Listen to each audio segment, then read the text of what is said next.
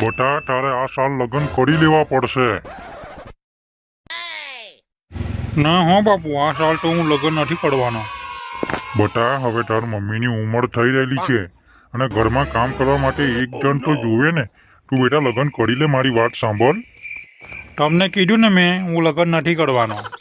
કેમ કેમ નહીં કરવાનો? મારે બાજુની પ્રીતિ જોડે ચાલુ છે. અરે બાપ રે, આ તો પેલા નરસિંહ કાકાના પ્રીતિ જોડે ચાલુ છે એવું કે છે. મમ્મી એમાં એવું કાંઈ નથી. તમે પણ લવ મેરેજ કરલા ને, અને પપ્પાને તો ખબર હશે ને કે મમ્મીને તમે પણ લવ મેરેજ કરલા, તો પછી હું લવ કરું એમાં તમને શેનો વાંધો છે? બેટા એ તો તારી મમ્મી માની નથી એટલે મારે લવ મેરેજ કરવા પડલા. પણ બેટા આપણે હવે આ પેઢીમાં આવું ના કરાય.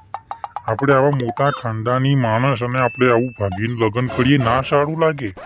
તમારે જે કહેવું હોય કહેજો, મારે તો લવ મેરેજ જ કરવાના. બેટા આ સાલ તું લગ્ન કરે ને તો તને આઈફોન લઈ આપીશ. મારી આઈફોન નથી જોતું અને મારે બીજે લગ્ન કરવા નથી. ચિંટુ, તું તારા પપ્પાની વાત સાંભળતો કેમ નથી? ના મમ્મી, તમે પપ્પાને સમજાવો, મારે બીજે લગ્ન નથી કરવા, મારે તો પ્રીતિ જોડે લગ્ન કરવા છે.